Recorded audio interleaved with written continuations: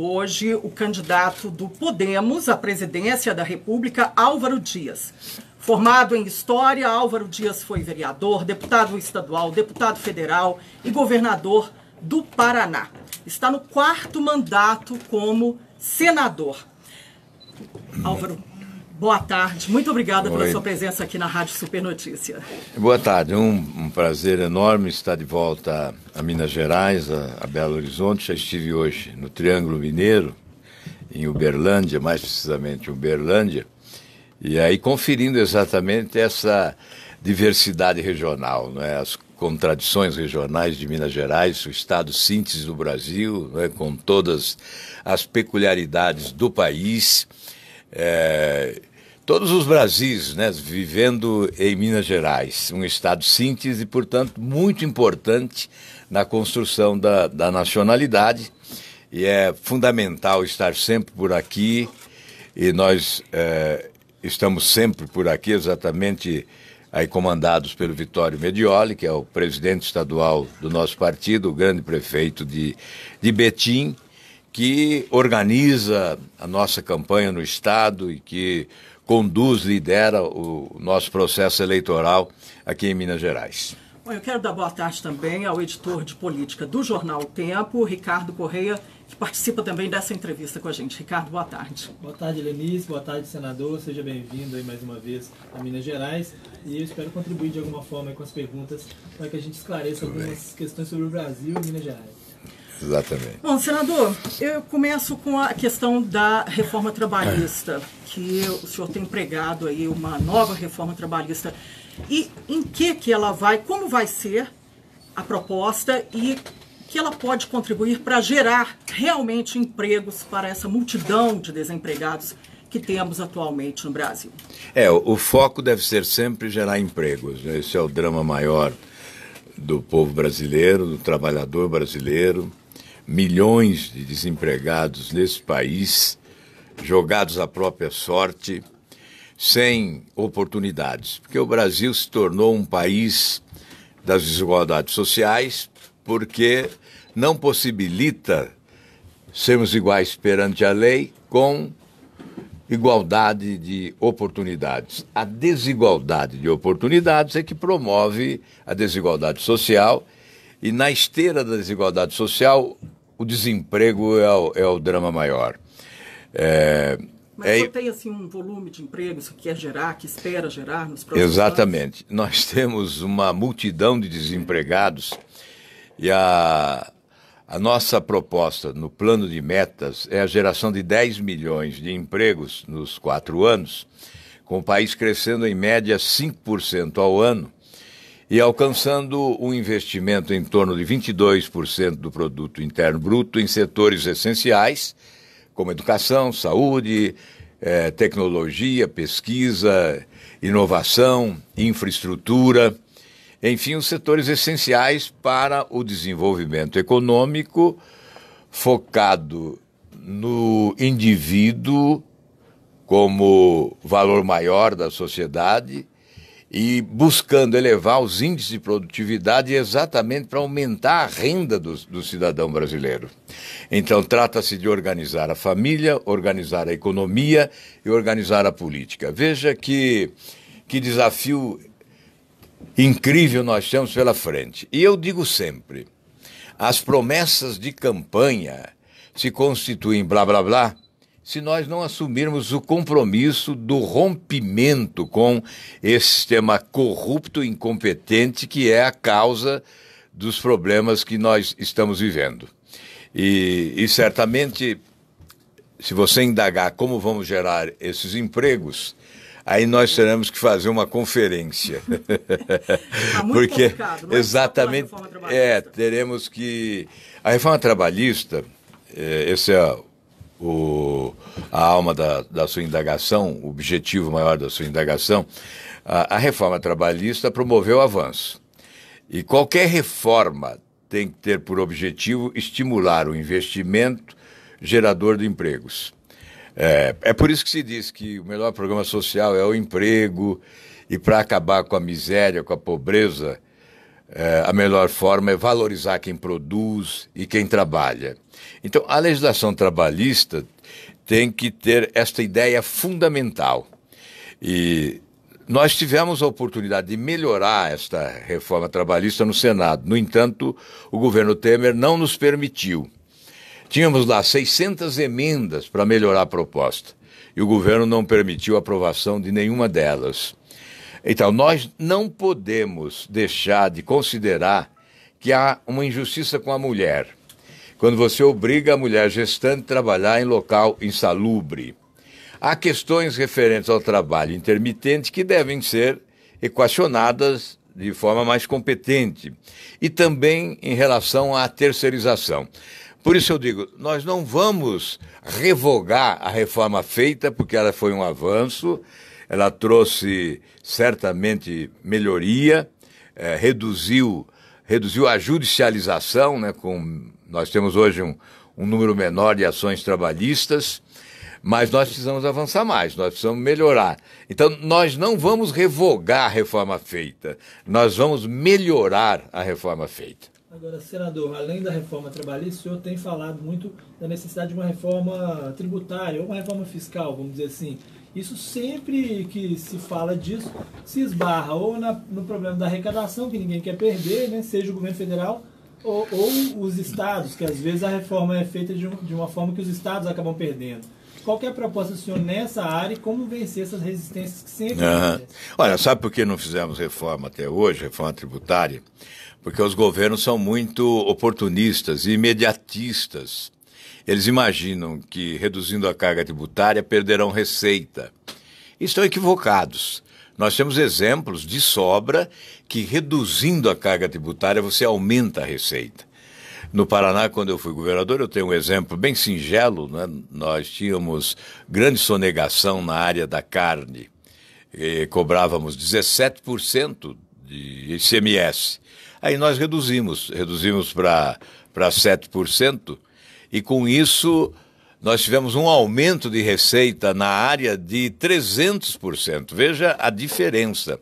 Temos países, exemplo, né? Acho que o último aí foi a Hungria, que reduziu a Hungria ou Turquia, não me lembro bem, reduziu a carga tributária e aumentou a receita.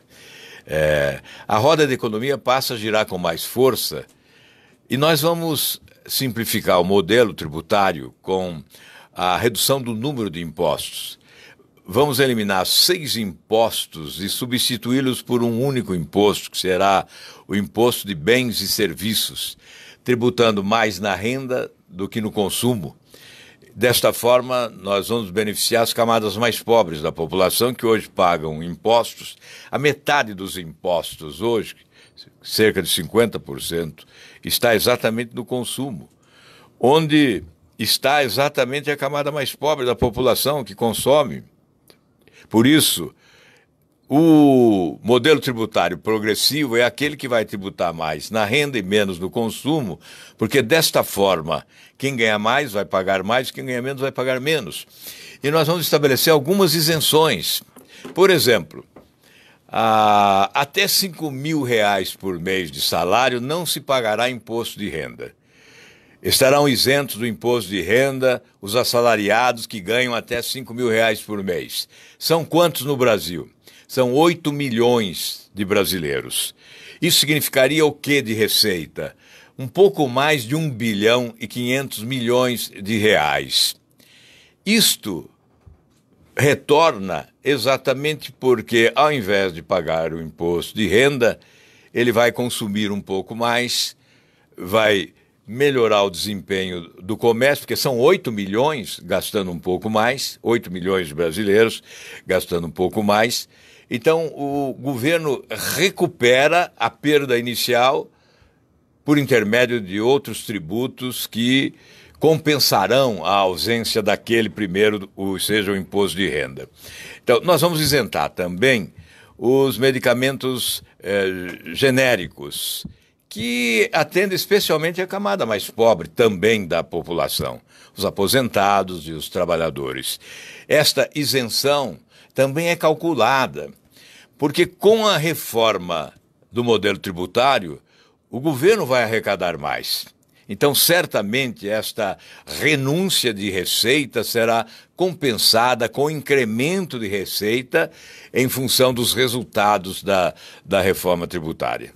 Senador, nós estamos aqui na Rádio Super Notícia, recebendo hoje o senador Álvaro Dias, ele que é o candidato do Podemos à presidência da República.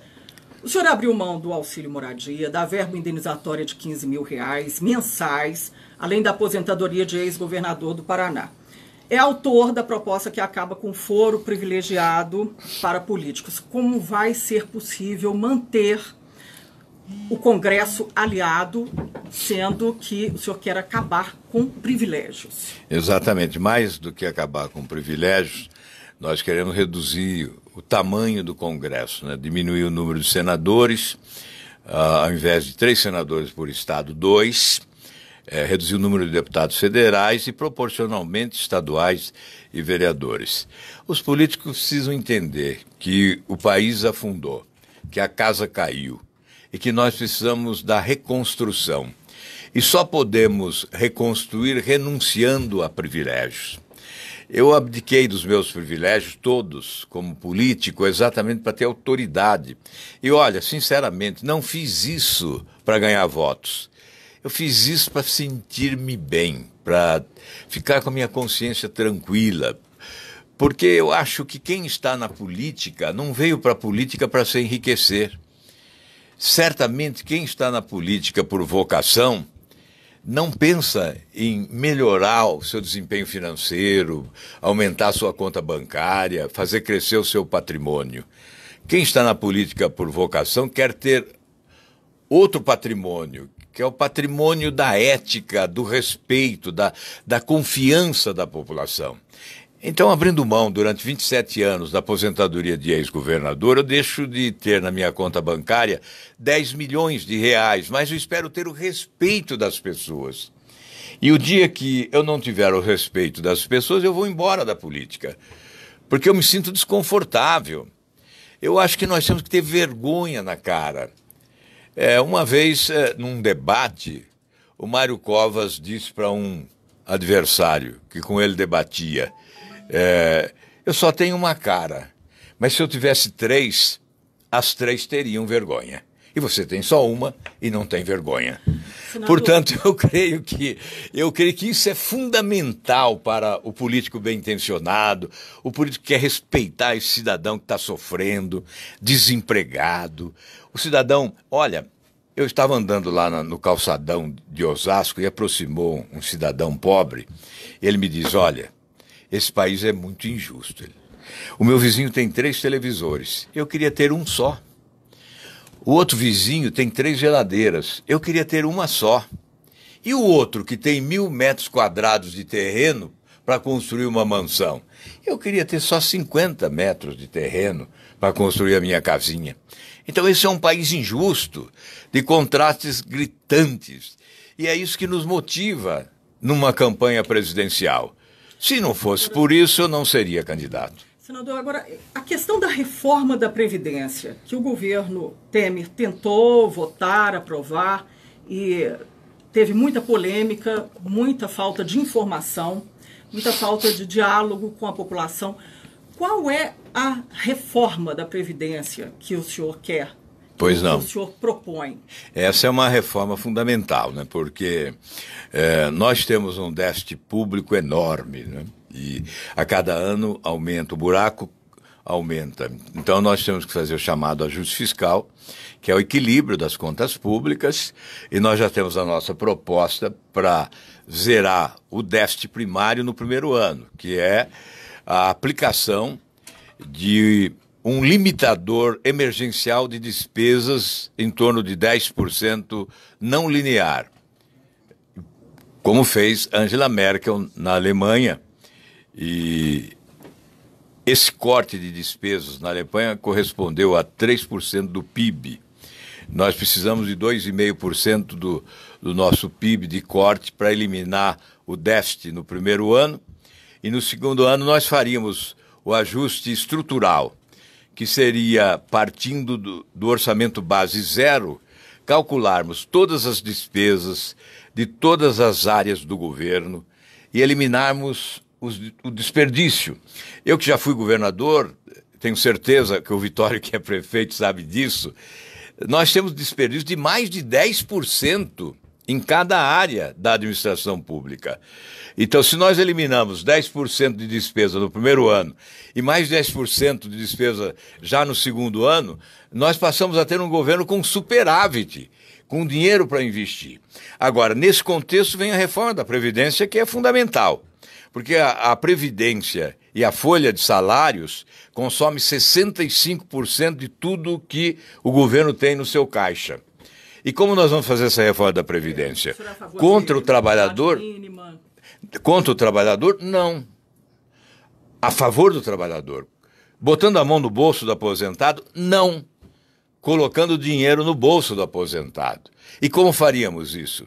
Substituindo esse sistema em que todos pagam por todos e alguns recebem mais do que os outros, por um sistema em que o contribuinte vai pagar para ele mesmo. Será o sistema da conta individual capitalizada. Você terá a sua conta, e é só sua. E você vai contribuir para a sua conta. E nós vamos instituir o chamado fundão, com recursos de onde? Dos ativos das empresas estatais. As empresas estatais pertencem ao povo brasileiro. Elas foram tomadas do povo brasileiro. Elas foram edificadas, constituídas com recursos da população. E esses recursos devem ser devolvidos. E nós estamos idealizando esse fundão, que será constituído das contribuições individuais e que será constituído também dos ativos das empresas estatais, que poderão ser ou não privatizadas. Aí fica na dependência dos conselheiros desse fundão. Nós estamos idealizando 19 conselheiros indicados pelo setor privado, com a presença também do BNDESPAR, que todos sabem é ligado ao BNDES. Esse fundão terá recursos aplicados, não serão recursos mortos, são recursos que se multiplicarão em função da sua aplicação. O governo poderá lançar mão deles também para a realização de obras públicas, emitindo títulos do Tesouro que renderão juros para o fundão do sistema de previdência.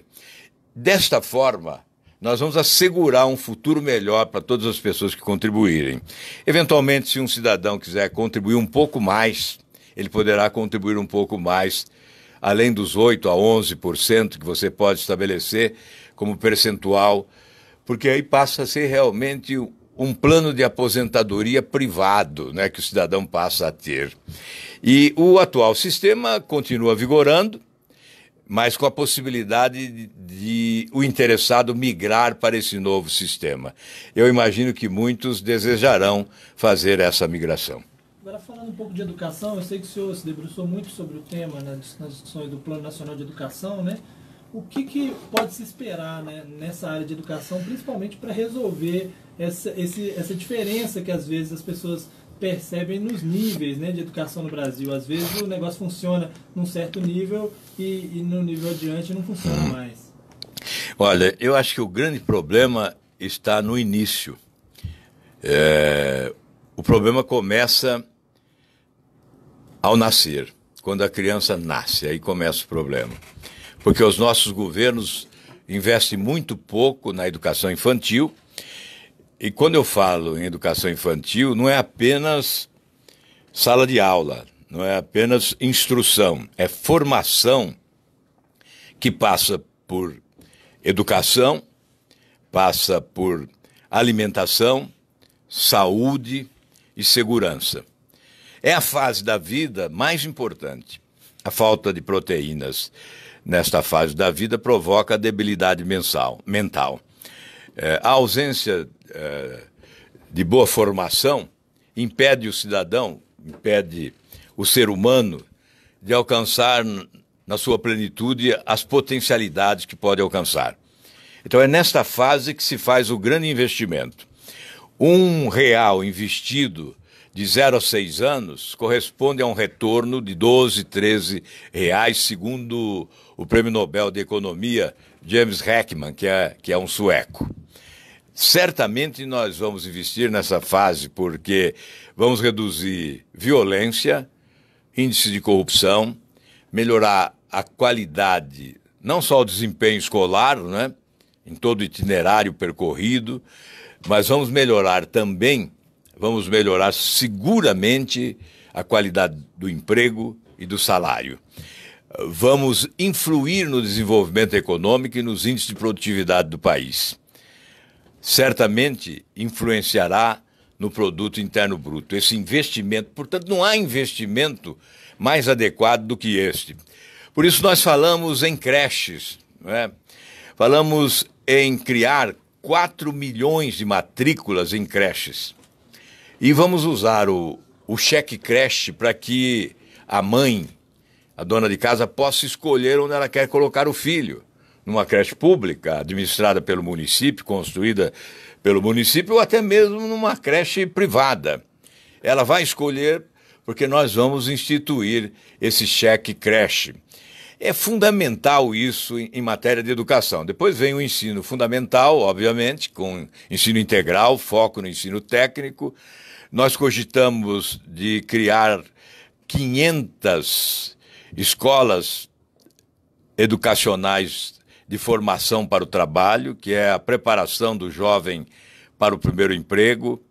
Cerca de 1 milhão de jovens seriam beneficiados, porque nós estamos caminhando para uma fase de automação em que o perfil do emprego se altera.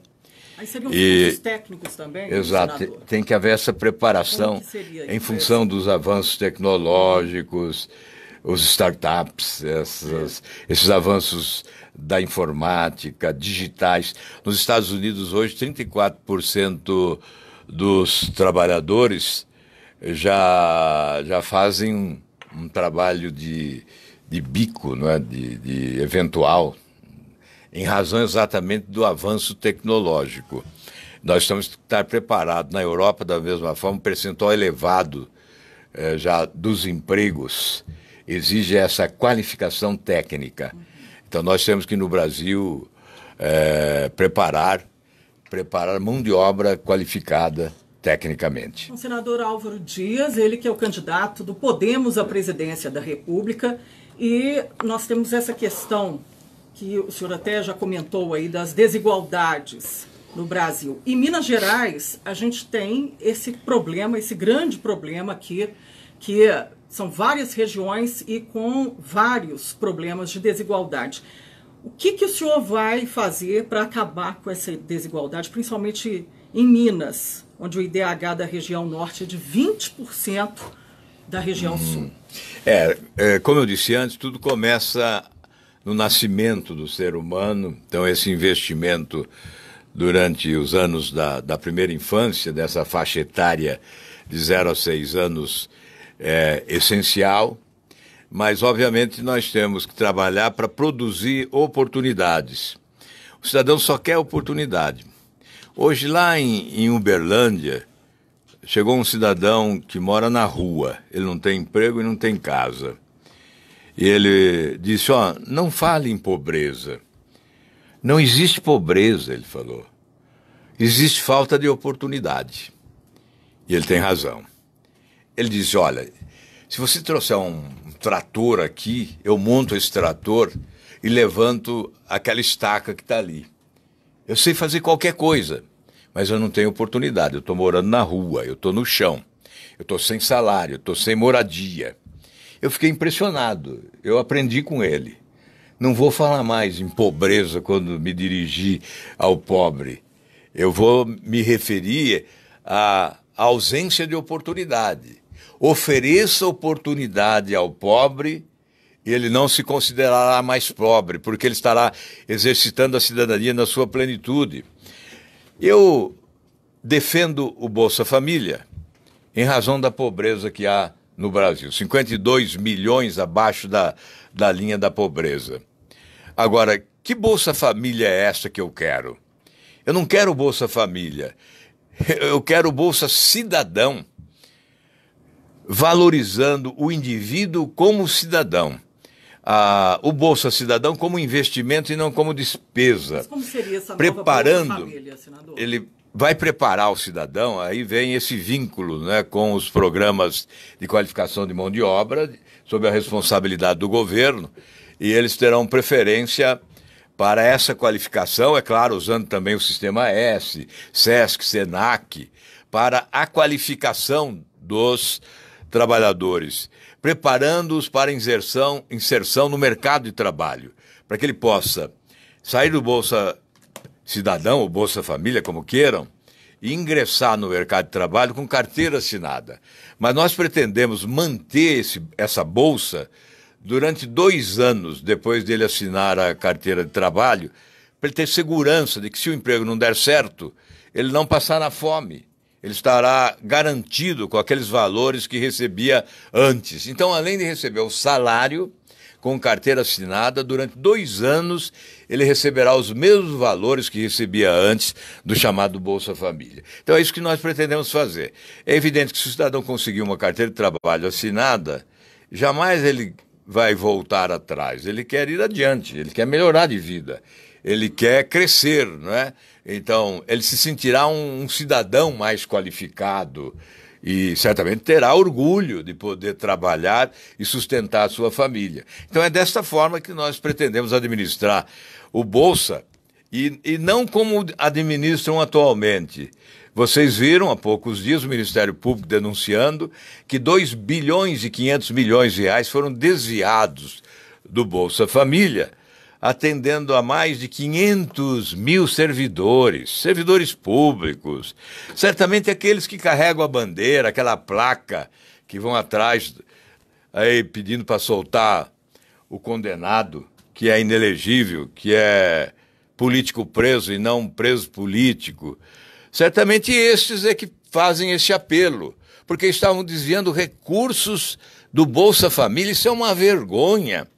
Dinheiro do desempregado, da família mais pobre do país, que é obrigada a aceitar os recursos do Bolsa Família, desviado pela corrupção. Então, isso tem que acabar. Nós temos que chegar à seguinte conclusão: é possível fazer muita coisa.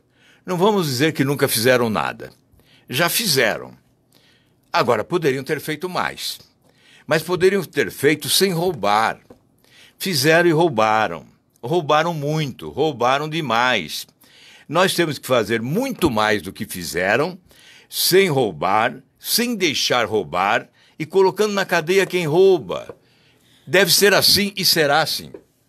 Senador Álvaro Dias é o candidato do Podemos à presidência da República. Nós vamos para um rápido intervalo aqui na Rádio Super Notícia FM e daqui a pouquinho voltamos para novas perguntas ao senador, as propostas para este país. Vamos a um rápido intervalo. Eleições 2018. Aí tem nessa área social tem uma proposta interessante também, que eu gostaria de colocar, que é aquela